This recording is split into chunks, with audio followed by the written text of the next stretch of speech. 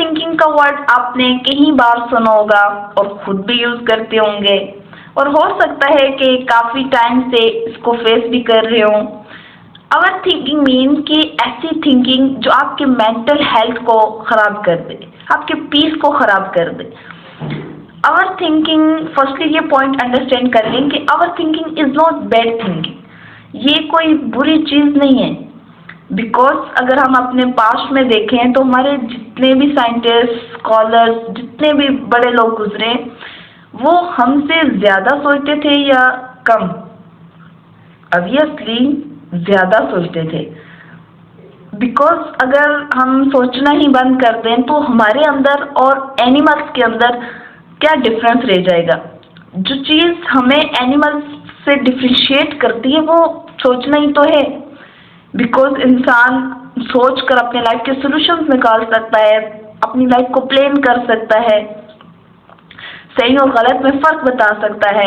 But animals को अल्लाह ताला ने ये नेमत नहीं दी हुई। तो फर्स्टली तो ये अंडरस्टैंड करें कि सोचना या ज्यादा सोचना प्रॉब्लम नहीं है, प्रॉब्लम रॉन्ग सोचना प्रॉब्लम है। What is right and wrong thinking?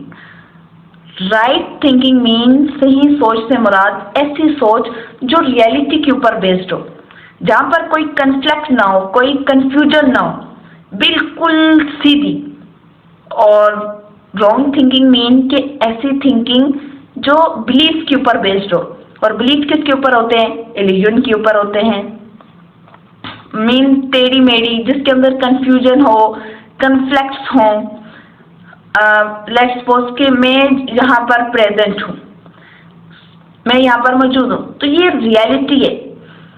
अब इसको रियलिटी को साबित करने के लिए मुझे किसी बिलीफ की जरूरत नहीं है।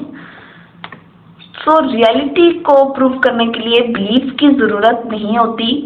बिलीफ मीन कि आपने कहीं से कुछ बुक स्टडी की या किसी भी पर्सन की बात सुनी और उस बात को एक्सेप्ट कर लिया और उसी की बेस पे आप सोचे चले जा रहे हैं, और वो एक चैन बनता, दूसरा चैन बनता आपके माइंड में, और वो ओवर थिंकिंग में कन्वर्ट हो गया, और उसके बाद आपका मेंटल हेल्थ जो है बुरी तरह से खराब हो गया। सो गलत सोचना प्रॉब्लम है, क्योंकि इस पूरी वर्ल्ड में 99% लोग ऐसे लोग हैं जो सोचते ही बिलीफ की बेस पे, रियलिटी की बेस पे नहीं सोचते।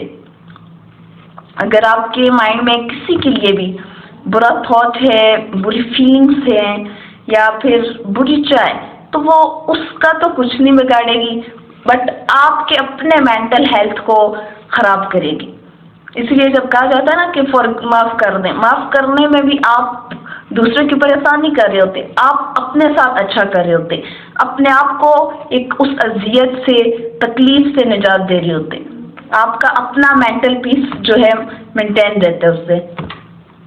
सो अगर रिलीजियस पर्सपेक्टिव से भी देखा जाए तो अल्लाह ताला कुरान में बार बार फरमाते हैं कि तुम सोचते नहीं हो, गौर व फिक्र नहीं करते। अगर हम गौर करें अपने इर्द गिर्द की चीज़ों पर, ज़मीन पर, आसमान पर, परिंदों पर, इन अल्लाह ताला की तमाम, अगर जो अल्लाह ताला की निशानियां हैं इनके ऊपर अगर हम गौर करना स्टार्ट कर दें तो हम इसके पीछे हमारा माइंड सोर्स देखेगा कि ये चीज़ किसकी है, किसने बनाई, तो हम अल्लाह ताला के करीब होते जाएंगे। ये चीज़ें अगर हम सोच, गौर व फिक्र हमें अल्लाह ताला से दूर नहीं करती, करीब करती है। तो इसीलिए हम सोचते नहीं हैं, और फिर इतने ही जितना नहीं सोचते उतना ही अल्लाह ताला से दूर है। तो